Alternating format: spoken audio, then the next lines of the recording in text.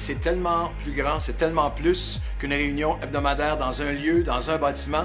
À partir de maintenant, on entre dans une ère nouvelle. C'est l'ère de nouvelle vie chez vous.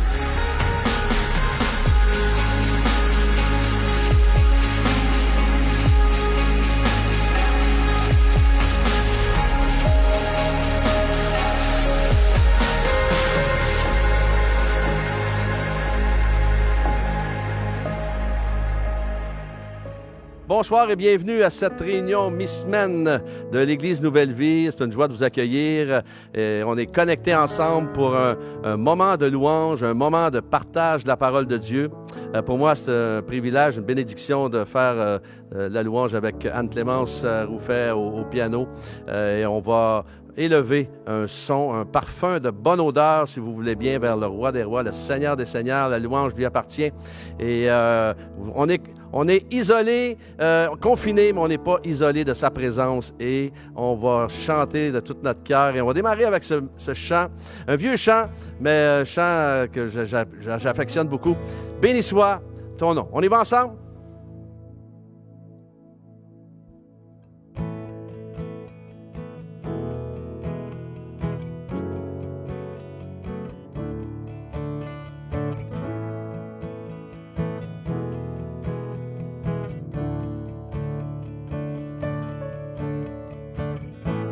Béni soit ton nom dans le lieu de bénédiction où s'écoule ta provision.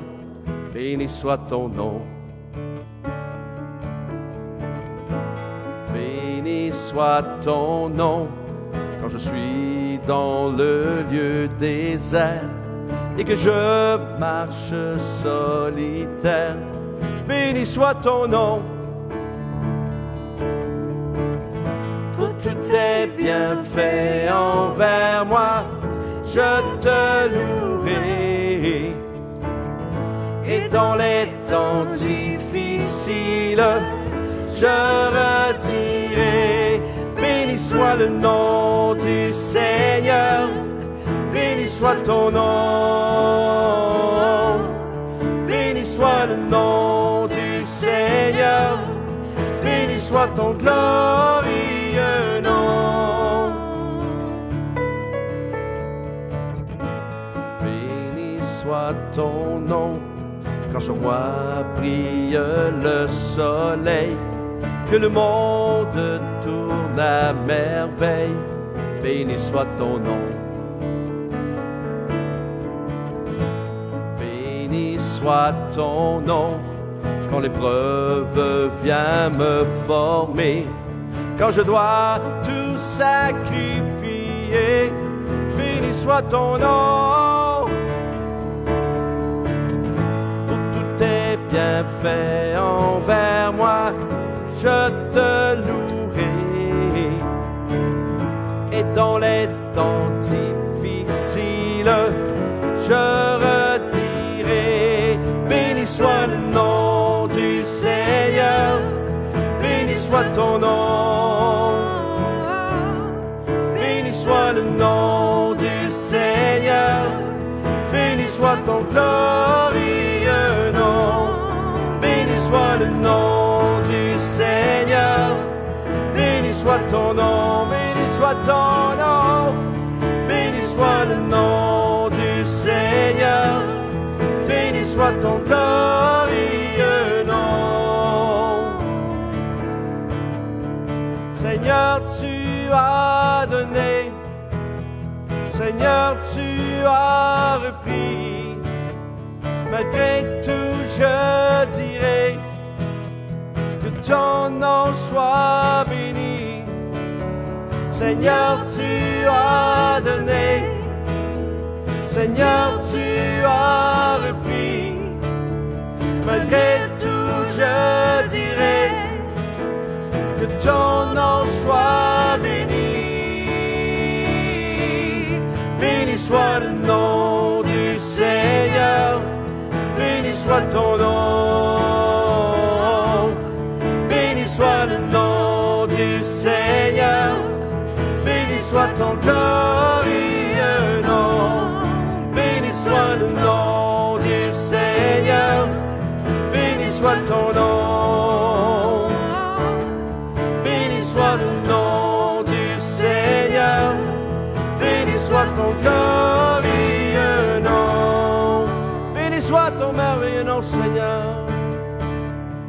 soit ton merveilleux nom, mon roi. Béni soit ton merveilleux nom, Seigneur. Alléluia. Oh, merci, mon roi.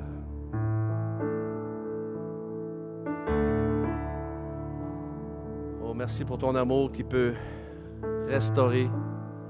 Seigneur, ton amour qui peut libérer. Seigneur, tu sièges au milieu des louanges, ta parole dit, et merci. Merci d'être là, Seigneur, parce que cette louange, elle est pour toi.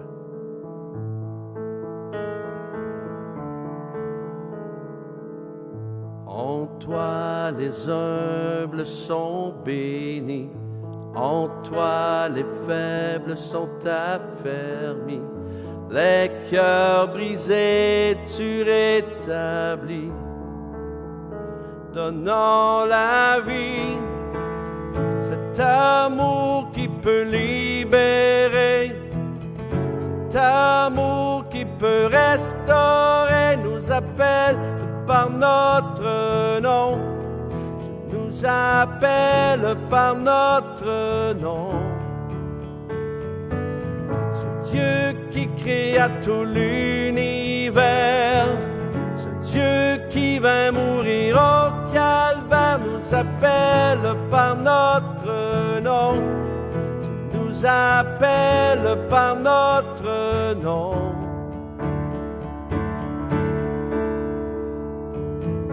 À ceux qui doutent de la foi, aux chancelants, tu tends les bras, tu les appelles de ta voix. Venez à moi, cet amour qui peut libérer, cet amour qui peut restaurer, nous appelle par notre nom, tu nous appelles par notre nom. Ce Dieu qui créa tout l'univers, ce Dieu qui va mourir au calvaire, nous appelle par notre nom, tu nous appelles par notre nom. Oh, oh, oh, oh,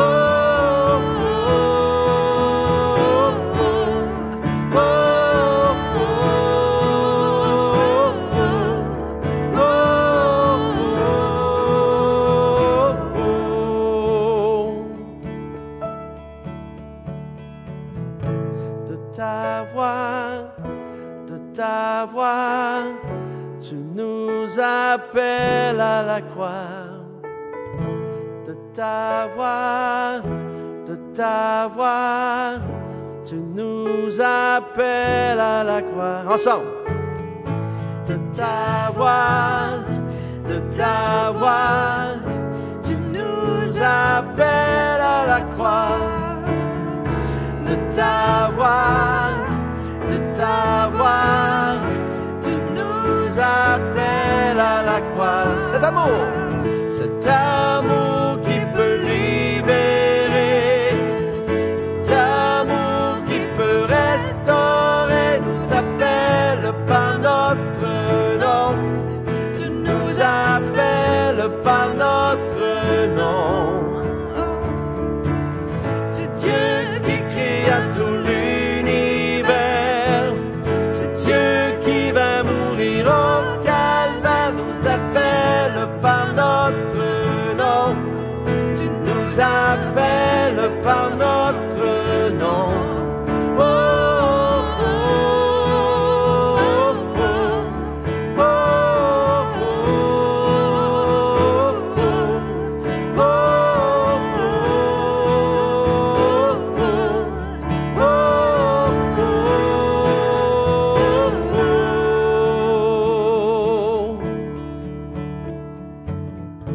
de ta voix, tu nous appelles à la croix. De ta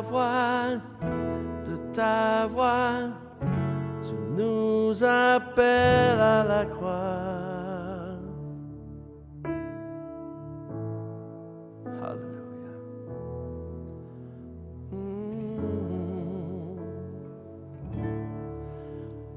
es merveilleux, Seigneur. Alléluia.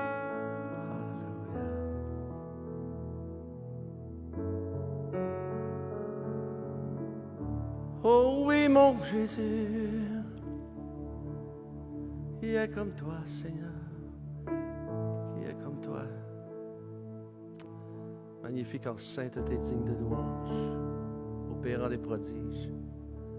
Seigneur, touche le cœur de mes frères et sœurs, Seigneur, qui sont connectés en ce moment. Merci de les visiter durant ce moment de louange. Alléluia.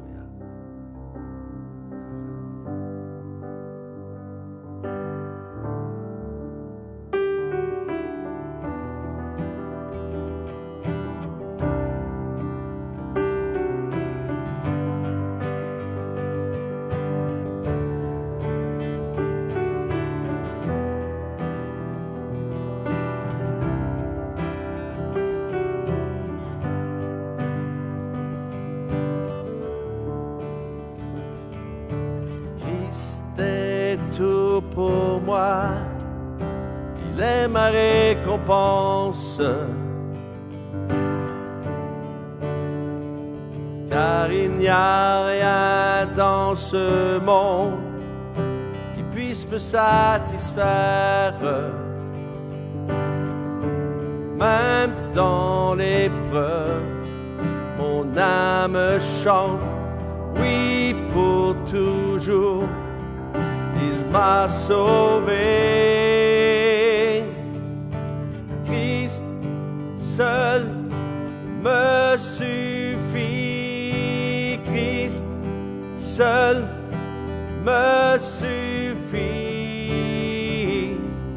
Ce dont j'ai besoin est en toi. Ce dont j'ai besoin. Seigneur, la joie de mon salut. Et cet espoir est sans fin. Le ciel est ma demeure. Même dans l'orage, mon âme chante. Jésus est là. À Dieu soit la gloire. Christ seul me suffit. Christ seul me suffit. Tout ce dont j'ai besoin est en toi. Tout ce dont j'ai besoin. En mon cœur j'ai choisi de suivre Jésus, oui pour toujours, oui pour toujours. En mon cœur j'ai choisi de suivre Jésus, oui pour toujours, oui pour toujours. La croix devant moi, la croix devant moi, le monde derrière moi, oui pour toujours, oui pour toujours. La croix devant moi, le monde derrière moi, oui pour toujours, oui pour toujours. Christ seul me suffit. Christ seul me suffit. Tout ce dont j'ai besoin est en toi. Tout ce dont j'ai besoin. Christ seul me suffit. Christ seul me suffit. Tout ce dont j'ai besoin est en toi. Tout ce dont j'ai besoin.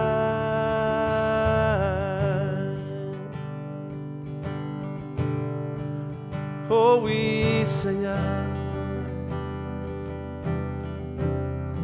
Toi seul nous suffit, mon roi, mon roi.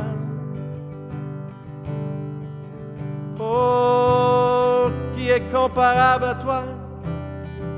Qui est comparable à toi, mon roi, mon roi, mon roi? Toi seul est suffisant pour nos vies, Seigneur.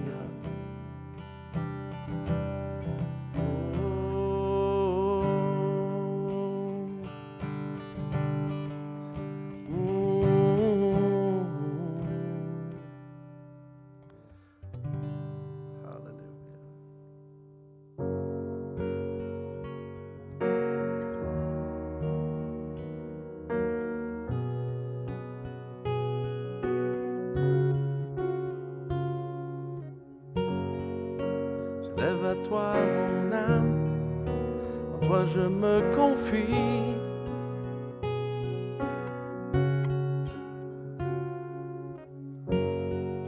Je lève à toi mon âme, en toi je me confie.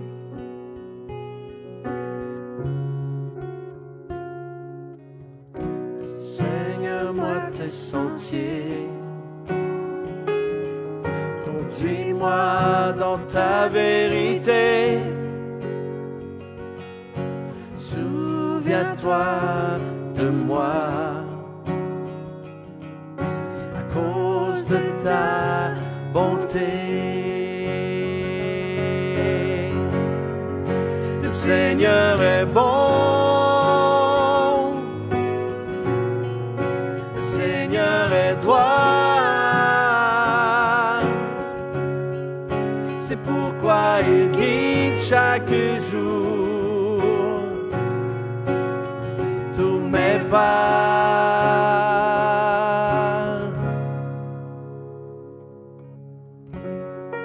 Je lève à toi mon âme, en toi je me confie.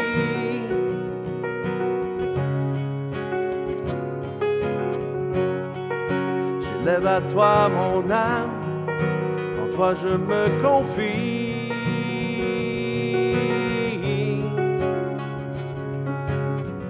Enseigne-moi tes sentiers. Conduis-moi dans ta vérité. Souviens-toi de moi à cause de ta bonté.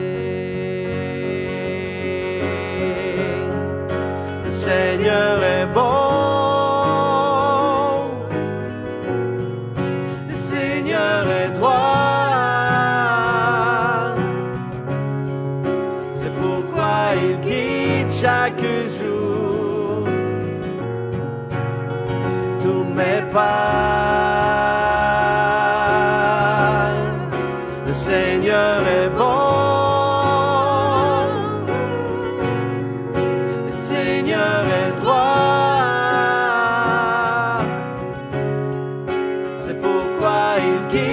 Chaque jour, tous mes pas.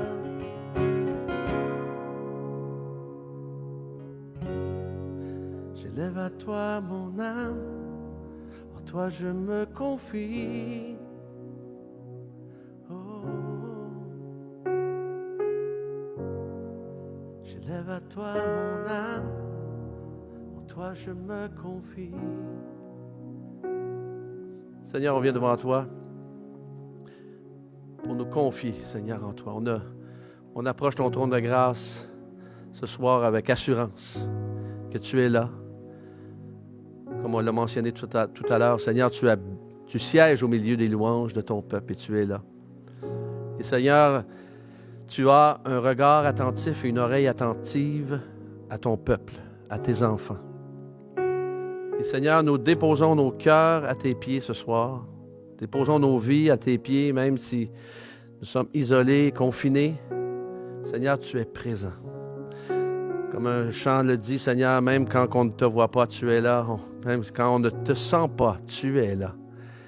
Et Seigneur, nous voulons, Seigneur, te dire merci. Merci pour ta paix. Merci pour ta grâce. Merci pour la vie. Merci, Seigneur, pour ta fidélité envers nous. Jour après jour, Seigneur, depuis le début, Seigneur, de ce confinement. Merci pour ta grandeur et ta splendeur. Et Seigneur, merci de bénir chaque homme et femme, jeune homme et jeune femme, et les familles, Seigneur, qui sont connectées ce soir. Merci de les rencontrer, de les visiter. Et Seigneur, que le message de ce soir puisse être, Seigneur, un baume sur leur cœur. Et nous confions ces moments entre tes mains au nom de Jésus. Amen. Amen. Et sans plus tarder, eh bien, après un bon moment de louange avec le Seigneur, on laisse la place à Pasteur Luc Dumont.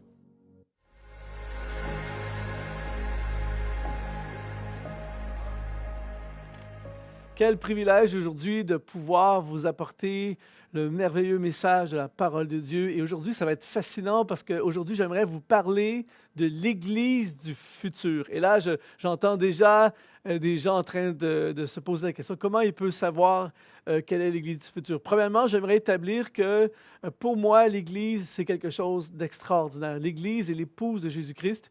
Et j'ai consacré ma vie à servir l'Église, à servir l'épouse. Et pour moi, c'est quelque chose de très, très précieux. Et beaucoup de gens pensent, peut-être qu'à cause de ce que nous vivons en ce moment, pensent que l'Église est paralysée ou l'Église, parce qu'on ne peut pas aller à notre lieu de culte, on pense que l'Église est ralentie.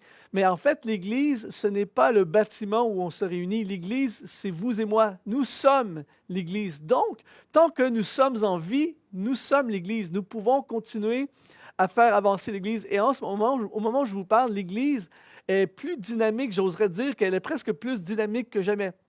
Alors, je me suis interrogé sur à cause de ce qui se passe en ce moment, quel est le futur de l'Église? Et c'est le problème que j'aimerais régler aujourd'hui. Quel est le futur de l'Église? Autrement dit, quel est notre futur, puisque nous sommes l'Église? Et voici ma conception, et voici comment je vois les choses basées sur ma compréhension de la parole de Dieu, c'est que l'Église du futur sera l'Église du début, car l'Église du début sera toujours l'Église du futur. Et j'aimerais vous expliquer maintenant, basé sur la parole de Dieu, en retournant à l'Église du début, voir quelle était l'Église du début et comment cette Église du début est l'Église qui est devant nous, qui nous attend. Et l'Église du début, l'Église du futur, c'est une Église qui accepte d'être dépassée. On va lire ensemble un texte de l'Évangile de Luc au chapitre 9, les versets 1 et 2. C'est Jésus qui parle. Ça dit « Jésus, ayant assemblé les 12, leur donna force et pouvoir sur tous les démons, avec la puissance de guérir les maladies, et il les envoya prêcher le royaume de Dieu et guérir les malades. » On voit ici quelque chose d'extrêmement intéressant, c'est-à-dire que Jésus va passer beaucoup de temps avec ses disciples à les enseigner, à les former, à leur parler du royaume. Et tout à coup, il leur donne un mandat, il les envoie faire quelque chose qu'ils n'ont jamais fait avant et surtout quelque chose qui les dépasse, quelque chose qui par eux-mêmes ne peuvent pas faire, quelque chose qu'ils ne connaissent pas d'une certaine façon, quelque chose d'un peu fou, quelque chose qui implique le surnaturel, quelque chose qu'ils ne peuvent pas accomplir par eux-mêmes. L'une des particularités de l'Église du début, c'est qu'ils étaient constamment dans quelque chose de trop grand pour eux. Ils étaient constamment, on se souvient lorsque Jésus leur dit maintenant, allez par tout le monde, prêcher la bonne nouvelle. Il leur dit, vous serez mes témoins à Jérusalem, en Judée, en Samarie et jusqu'aux extrémités de la terre. Ils sont complètement dépassés. Il n'y a aucune possibilité que par eux-mêmes, ils puissent faire quelque chose d'aussi prodigieux, d'aussi important.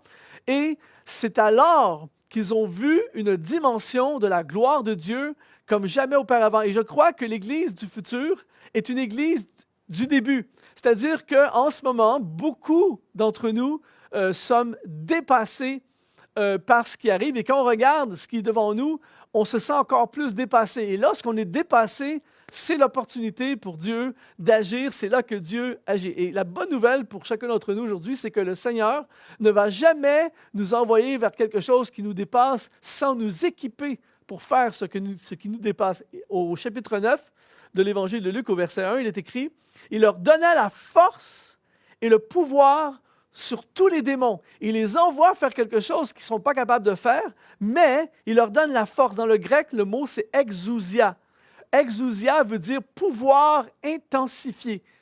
En termes contemporains, on pourrait dire un turbo. C'est comme un turbo, c'est-à-dire qu'il les envoie dans quelque chose qui les dépasse, mais il leur donne l'exousia, il leur donne un pouvoir, un boost, un pouvoir intensifié, une force et un pouvoir. Le mot pouvoir, c'est le mot dynamis. C'est le même mot qui est utilisé quand Jésus dit à ses disciples, « Vous recevrez une puissance, dynamis, et vous serez mes témoins jusqu'aux extrémités de la terre. » Donc, il te demande quelque chose de trop grand, mais il te donne la force, la puissance, l'exousia et le dynamisme pour l'accomplir. Alors, tant que tu es à l'intérieur des paramètres de ce que Dieu te demande, il y a une force intensifiée, il y a une puissance intensifiée. Donc, ne cherchons pas à faire quelque chose que nous sommes capables de faire, mais faisons les choses pour lesquelles nous sommes mandatés de la part de Dieu. Donc, dans cette crise, dans cette situation, dans ce contexte global que nous vivons, face à une multitude de choses, rappelons-nous, nous sommes l'Église, vous êtes l'Église, je suis l'Église. Il y a devant nous plein de choses qui nous dépassent. On est dépassé, peut-être que vous êtes chef d'entreprise en ce moment et vous dites, je suis dépassé par ce qui arrive. Vous avez perdu votre emploi, vous êtes complètement dépassé. Vous avez un ministère, vous dites, je ne sais pas comment je vais pouvoir continuer, c'est trop grand pour moi, je suis démuni, je n'ai plus les finances, je n'ai plus les ressources, tout change, tout est différent. C'est une situation idéale pour être un outil dans les mains de Dieu. C'est pour ça que je crois que l'Église du futur va être une Église glorieuse, parce que l'Église du futur va retourner à l'Église du début. Elle va se retrouver dans un contexte où elle est dépassée, et c'est lorsque nous sommes dépassés que Dieu peut agir comme jamais. En fait, l'Église a besoin de se réinventer. Si on se réfère à l'Église du début, eux, ils étaient en mode s'inventer parce qu'ils n'avaient pas de passé, il n'y avait pas eu d'Église avant. Donc, ils inventent tout ce qu'ils faisaient, il fallait l'inventer parce que ça n'existait pas. Et je crois que l'Église du futur devra réinventer. Il va falloir se réinventer. Et c'est exactement ce qui est arrivé avec les disciples. C'est-à-dire que, imaginez, vous passez de collecteur d'impôts à chasseur de démons. Vous passez de pêcheur à guérisseur de malades.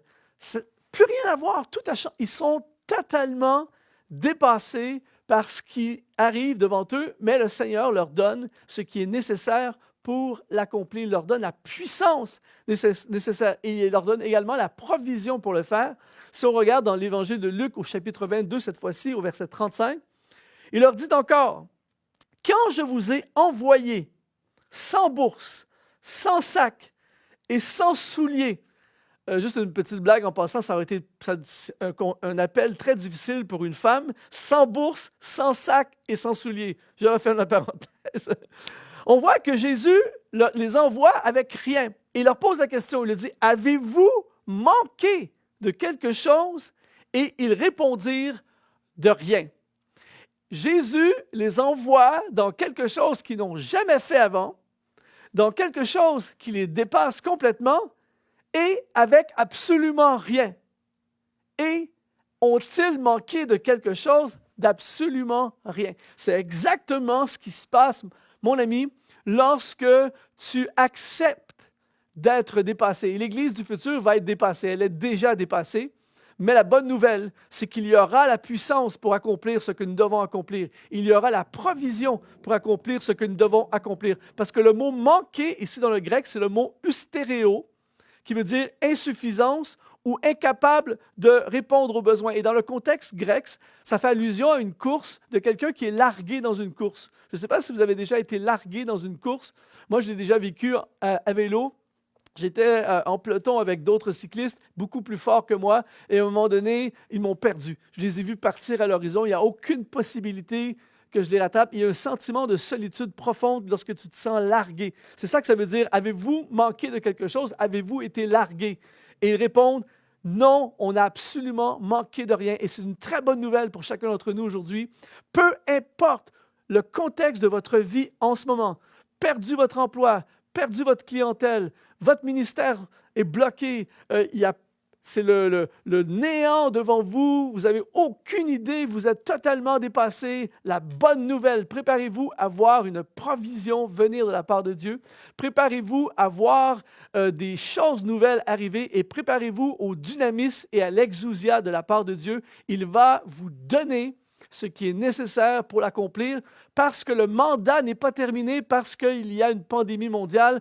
La seule chose, c'est qu'il faut être prêt à être dépassé et à se réinventer. La deuxième particularité de l'Église du futur, c'est une Église qui ouvre un chemin.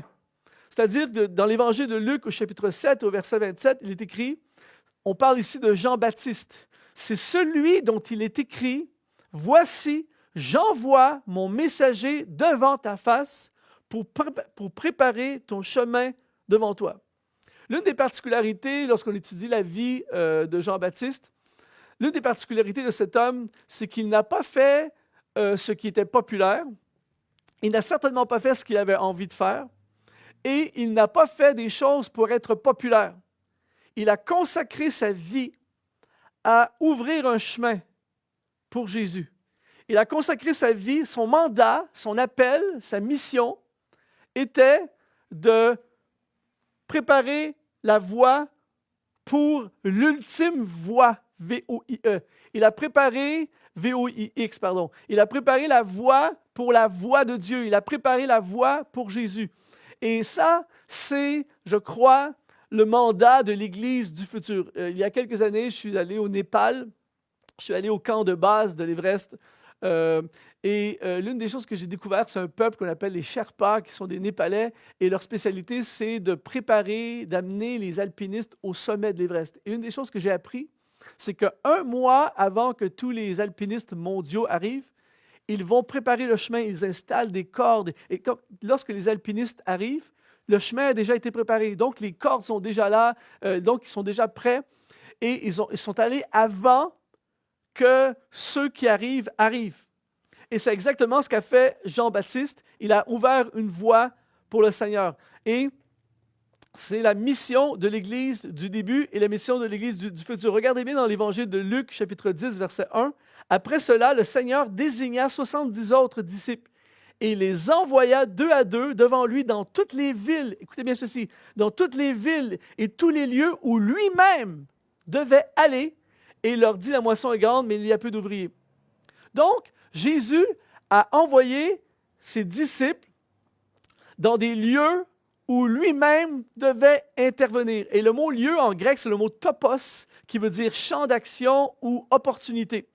Et le aller, le mot aller dans le grec, c'est le mot erkomai, qui veut dire briller. Attention, ça va être intéressant.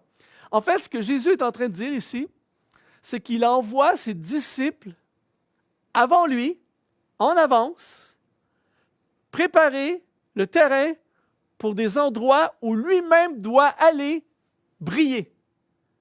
Donc, le disciple amène, prépare le chemin pour que Christ puisse aller briller. C'est très, très fort comme pensée, c'est très puissant. C'est-à-dire que dans ce que nous vivons en ce moment, il peut y avoir un sentiment de « qu'est-ce qui va m'arriver ?» Rappelez-vous ceci, nous sommes l'Église. Donc, notre mandat est partout où nous sommes, notre mandat est de faire briller Jésus, de préparer le terrain, d'être à l'endroit où Jésus va intervenir. Par exemple, en ce moment, vous me regardez via Internet. Eh bien, avant d'être devant vous, je me suis préparé et j'ai fait cet enregistrement pour préparer, pas pour me présenter, pas pour parler de moi, pas pour que vous me regardiez moi, pour que vous entendiez mes opinions à moi. Je suis venu préparer un endroit où le Seigneur va briller. Et en ce moment, ma prière, c'est qu'il brille chez vous. Il brille dans votre téléphone, dans votre tablette, votre ordinateur, peu importe. Il brille là où vous êtes. Donc, ma mission, c'est de faire briller Jésus. J'allais dire autrefois, il y a quelques mois, on était dans une salle et j'arrivais et j'apportais le message et je permettais à la lumière de Dieu de briller. Maintenant, c'est chez vous, dans votre ordinateur. Maintenant, il y a plein de personnes qui nous regardent en ce moment qui sont appelés dans différentes sphères. Nous ne sommes pas tous appelés à être devant une caméra et à prêcher l'Évangile. Mais la coiffeuse, l'entrepreneur, l'ingénieur, peu importe le milieu où vous êtes en ce moment, pendant toute cette période, les médecins, les infirmiers, les infirmières, les gens des services qui sont là, eh bien, ils sont à des endroits partout dans la société où Jésus va briller. Donc, si vous avez perdu votre emploi, si vous êtes paralysé chez vous en ce moment, si vous êtes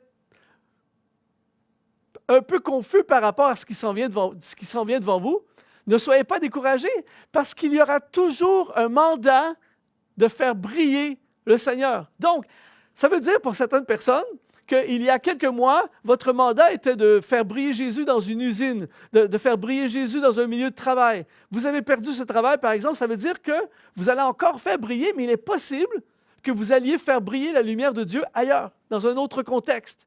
Ma mission est de faire briller Jésus. Donc, quand la pandémie a frappé, que les aéroports ont été bloqués et que je n'ai pas pu voyager, ça ne veut pas dire que ma mission est finie. Ça veut simplement dire que ma mission est modifiée. Ma mission, c'est de faire briller Jésus, d'aller là où il doit intervenir, d'aller là où il doit briller. Je ne peux plus aller à Paris ou je ne peux plus aller dans un autre pays faire briller, mais je peux aller devant la caméra et être utilisé pour faire briller la lumière de Dieu partout. Alors, voyez votre vie dans cette perspective en ce qui a trait l'Église du futur. Je crois que l'Église du futur n'est pas freinée, n'est pas bloquée, n'est pas arrêtée. Elle va simplement briller différemment et peut-être à des endroits où elle avait de la difficulté auparavant à briller. Il va y avoir des nouveaux endroits. Mon ami, il va y avoir des nouveaux endroits pour chacun d'entre nous à briller. Certains d'entre nous, lorsque vous allez regarder 2021, vous allez dire « Wow! Je n'aurais jamais pensé briller à cet endroit. » Et finalement, le blocage de 2020 m'a poussé à aller dans cette nouvelle direction. Et tout à coup, je brille. Peut-être certains d'entre nous, nous brillerons plus que jamais. C'est extrêmement puissant. Donc, ne soyez pas découragés, ne soyez pas abattus en ce moment. Ce n'est pas la fin de l'Église. Le futur de l'Église, c'est de retourner au début de l'Église, car le début de l'Église sera toujours le futur de l'Église. Jean-Baptiste a pris sa vie. Il a dit, je suis prêt à aller n'importe où pour ouvrir le chemin du Seigneur. Il a osé renoncer à son confort. Il n'a pas été dans les grandes villes comme l'apôtre Paul. Il n'était pas avec le jet set. Il n'était pas dans les grandes capitales. Il était dans le désert avec les sauterelles. Il a accepté d'aller à un endroit qui n'était pas populaire parce que l'objectif n'est jamais de nous devenir populaires, mais c'est de rendre Jésus encore plus populaire. L'objectif n'est pas de devenir un ministère populaire. L'objectif, c'est de se servir des dons que nous avons reçus pour faire briller encore plus la lumière de Dieu. L'objectif n'est pas d'être une église populaire, d'être un ministère populaire. L'objectif est de tout faire pour ouvrir la voie pour le Seigneur. Donc, l'Église du futur est une Église qui va aller, je crois, à des endroits où elle n'est jamais allée auparavant et elle va briller comme elle n'a jamais brillé auparavant. Et la troisième particularité de l'Église du futur, c'est une Église qui n'a pas peur du changement. Et là, ça devient extrêmement intéressant. Si on regarde l'Évangile de Luc au chapitre 10, versets 2 et 3, il leur dit, « La moisson est grande, mais il y a peu d'ouvriers. Priez donc le maître de la moisson d'envoyer des ouvriers dans sa moisson. » L'Église du futur est une Église qui n'a pas peur du changement. Jésus dit, dans le même texte, au verset 3, ça dit « Partez! Partez, je vous envoie comme des agneaux au milieu des loups. » Le mot « partir » dans le grec veut dire « mourir », veut dire « départ ». Et là, il parle, c'est fort, il parle de mourir. Si on veut que quelque chose arrive, je dois mourir d'une certaine façon. Et quand je parle de mourir, je ne parle pas nécessairement de mourir physiquement. Mais ça veut dire que je dois mourir à ce que je suis ou à ce que j'étais. Ce que j'étais empêche souvent Dieu de manifester ce que je suis supposé devenir. Et là, ici, c'est très, très puissant. Écoutez bien ceci, mes amis. Ça dit que la moisson est grande, mais il y a peu d'ouvriers.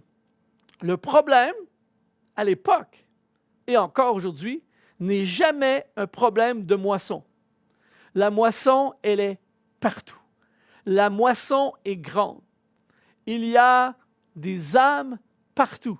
Il y a des besoins partout. Il y a un potentiel partout. Avant la pandémie, il y avait une moisson. Pendant la pandémie, il y a une énorme moisson. Après la pandémie, il y aura encore une moisson. L'Église du futur ne manquera pas de moisson. Le problème, c'est les ouvriers pour la moisson. Et là, quand il dit partez, c'est le mot upago en grec, qui veut dire mourir. Il dit partez, je vous envoie comme des brebis au milieu des loups. Et c'est là que le changement entre en ligne de compte. C'est-à-dire que les disciples, pour devenir ce que Dieu avait prévu pour eux dans leur futur, il leur a fallu changer. Il leur a fallu, en quelque sorte, devenir une nouvelle personne. Partout dans la parole de Dieu, lorsque le futur des individus est activé, il y a un changement qui prend place. Certains même changent de nom. Saul de Tarse devient Paul. C'est énorme. Il y a Saul de Tarse et tout à coup, il entre dans son futur et il devient Paul. Et c'est pour ça que le changement est nécessaire. L'Église du début est une Église qui était constamment en transformation, qui était constamment défiée à faire des choses nouvelles. C'est une Église qui était constamment étirée. C'est une Église qui était constamment en train de faire des choses qu'elle n'était pas habituée de faire. Et le changement est nécessaire pour entrer dans le futur. J'aimerais parler à quelqu'un aujourd'hui.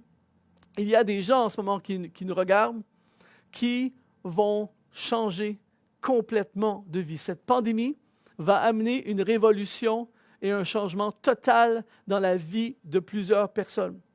Peut-être qu'en ce moment, vous vous sentez troublé à l'intérieur. Peut-être qu'en ce moment, vous vous sentez terrifié face à demain. C'est vrai que le changement est terrifiant. J'ai toujours cette image en tête de la chenille qui devient un papillon. Je ne sais pas si vous êtes d'accord avec moi, mais moi, je trouve que le papillon, c'est mieux que la chenille. Mais la période entre les deux, la transition entre les deux est une période souvent de souffrance, est une période souvent de complications. Et quand on étudie toute la parole de Dieu, c'est toujours avant d'entrer dans le glorieux, avant d'entrer dans le futur, il y a toujours une saison de combat, une saison de désert, une saison de vallée, une saison d'opposition. Il y a toujours une période vraiment difficile. Et lorsque cette pandémie a frappé la planète, la première pensée qui m'est venue à l'esprit, je me suis tout de suite dit, oh, il y a quelque chose qui va changer. Et plus les jours et les semaines ont avancé, plus il est devenu évident pour moi que l'Église ne sera plus la même. Et rappelez-vous, l'Église, c'est vous et moi. Je crois que nous ne serons plus pareils. Je crois que notre perspective, notre façon, il faut plus que jamais s'ouvrir à des changements. Peut-être que certains d'entre vous, ça va impliquer déménager.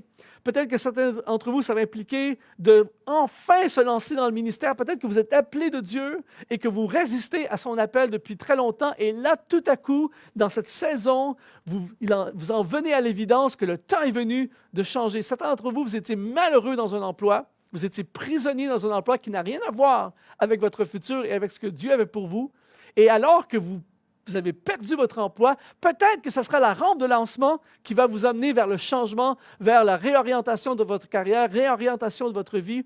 Il y aura des changements. L'Église du futur est une Église où tout va changer. Il faut ouvrir nos cœurs, mes amis. Il faut ouvrir nos cœurs parce qu'il y a plein de choses que nous ferons que nous ne faisions pas avant. Imaginez pendant un instant.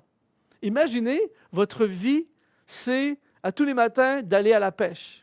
Vous avez votre bateau, votre équipe, vous allez à la pêche, vous revenez le soir, vous lavez les filets, vous vendez les poissons et vous refaites ça. Ça fait des années que vous faites ça et du jour au lendemain, radicalement, du jour au lendemain, il n'y a plus de bateau, il n'y a plus de pêche et vous allez chasser des démons et guérir des malades. On est d'accord pour dire que c'est un léger changement dans le programme. Mais c'est ce changement radical qui a permis à ces hommes de vivre le plan de Dieu et d'entrer dans le futur. C'est pour ça que le futur de l'Église va impliquer le fait qu'il va y avoir tellement de changements. Et le problème, c'est que les hommes, les femmes, les êtres humains, nous avons de la difficulté avec le changement. Et c'est pour ça que je crois que dans bien des dimensions, le royaume de Dieu est freiné et surtout ralenti. Le plan de Dieu est freiné, ralenti dans la vie de beaucoup de personnes, beaucoup d'églises. Parce que nous résistons au changement. Mais Dieu est le même hier, aujourd'hui et pour l'éternité, mais tout ce qu'il fait, c'est du changement. Il est constamment en train de changer. C'est pour ça qu'il dit, l'apôtre Paul dira, « Soyez transformés par le renouvellement de l'intelligence. » Notre façon de penser doit changer, notre perspective doit changer, notre vie. Toutes choses anciennes sont passées. Si quelqu'un est en Christ, les choses anciennes sont passées et voici toutes choses sont devenues nouvelles. Dieu est le Dieu des nouvelles choses. Et je crois que le Seigneur va se servir de tout ce que nous vivons en ce moment pour nous métamorphoser, pour nous changer. J'aimerais dire aujourd'hui que le futur de l'Église, ça va être magnifique. J'aimerais t'annoncer que ton futur, votre futur, va être beau grâce à ce changement qui passe par l'inconfort. Nous sommes déstabilisés, mais rappelons-nous, la moisson est grande.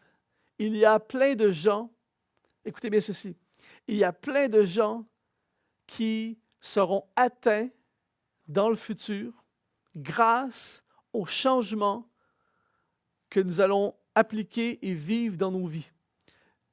L'Église va changer et ce changement de direction, ce changement de façon de faire les choses, ce changement de carrière, de travail, de toutes sortes de choses pour plein de personnes, va nous envoyer. C'est comme ça que l'Église a atteint le monde dans le livre des Actes. Ils étaient confortables à Jérusalem, bang, une persécution, ça les a propulsés partout et c'est comme ça qu'il y a eu le réveil. Le changement de l'Église a eu lieu par la persécution, le combat et la difficulté. Alors, je suis obligé, dans cette saison, je suis obligé de regarder le futur et dire, l'Église du futur sera l'Église comme l'Église du début, parce que l'Église du début sera toujours l'Église du futur. Et j'aimerais prier avec vous maintenant, là où vous êtes. J'aimerais prendre un instant pour appeler à l'existence le futur de Dieu pour vous. Si en ce moment, avant ce message, vous étiez angoissé, terrifié, tourmenté, effrayé par le futur, eh bien, je prie de tout mon cœur que ce message, ce temps de louange, ce message ait pu amener un changement de perspective dans votre cœur et que vous puissiez regarder à l'avenir, puisque vous êtes l'Église, et vous dire, je ne sais pas qu'est-ce que sera le futur, mais je sais une chose, j'accepte d'être dépassé. J'accepte d'être dépassé. Seigneur, je suis dépassé, mais je l'accepte, comme les disciples. J'accepte d'ouvrir un chemin. Où tu m'enverras, Seigneur, même si j'ai jamais fait ça avant, je vais ouvrir un chemin, je vais aller briller pour toi à différents endroits. Je l'accepte. Et également, j'accepte le changement. Aujourd'hui, je prends la décision de changer, peu importe les changements que ça va impliquer. S'il faut changer de géographie, changer d'emploi, changer de domaine dans lequel j'étudie, changer de ministère, peu importe, je suis prêt à le faire parce que je crois que la lumière va briller comme jamais. Alors, je vais prier avec vous aujourd'hui. Je veux prier, Seigneur mon Dieu. Je veux prier pour chaque personne en ce moment qui regarde ce message, peu importe là où ils sont sur la planète, peu importe le contexte de vie dans lequel ils sont. Je veux déclarer, je veux appeler à l'existence. Je veux appeler les promesses de Dieu sur leur vie. Je veux appeler la volonté de Dieu sur leur vie. Je veux appeler l'exousia, la force intensifiée, le pouvoir intensifié. Je veux appeler la bénédiction. J'appelle la provision. Ils n'ont rien, tes disciples n'ont rien manqué et je veux déclarer que mes frères, mes sœurs, chaque personne qui regarde ce message, là où ils sont en ce moment, j'appelle la provision divine, j'appelle des finances, j'appelle des portes ouvertes, j'appelle des nouveaux emplois, j'appelle de la clientèle, j'appelle des âmes, j'appelle une moisson. Mon Dieu, que tu puisses nous guider dans la direction que tu as prévue pour notre vie. Je déclare au nom de Jésus qu'il n'y a rien de terminé.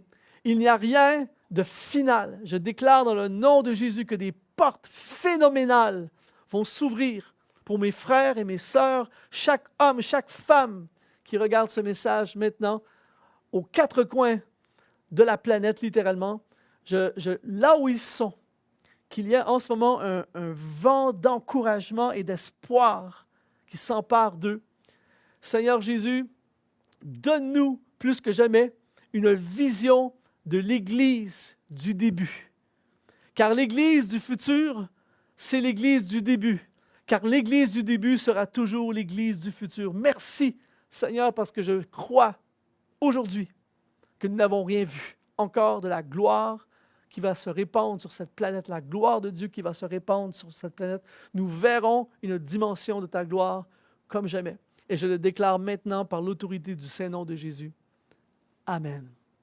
Mes amis, j'aimerais conclure ce temps que nous avons ensemble par un moment d'adoration, un moment de louange, d'adoration. Il n'y a rien de plus puissant que d'entrer dans sa présence, de clôturer la parole de Dieu, un message de la parole de Dieu par un moment d'adoration. Soyez bénis, le futur de l'Église va être glorieux.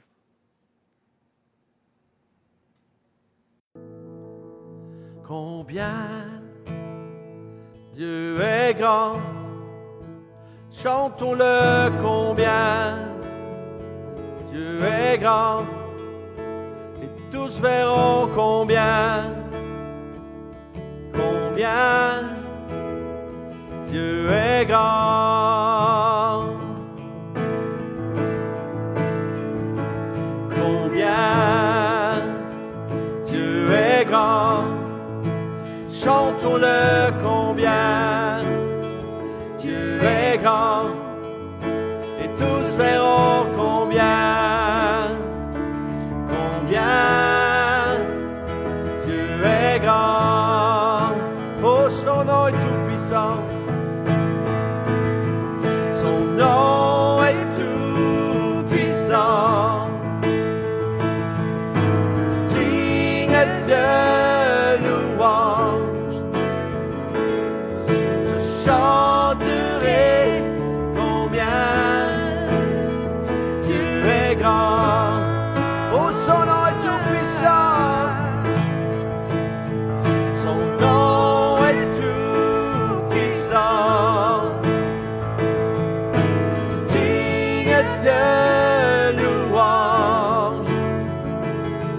Je chanterai combien Dieu est grand.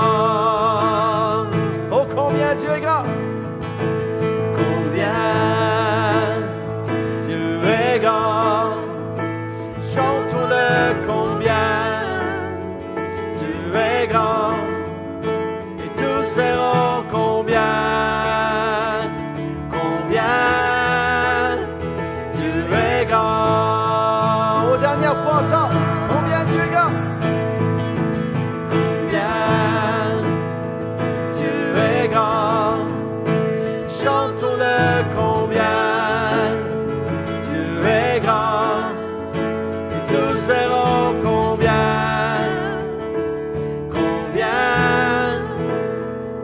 Dieu est grand.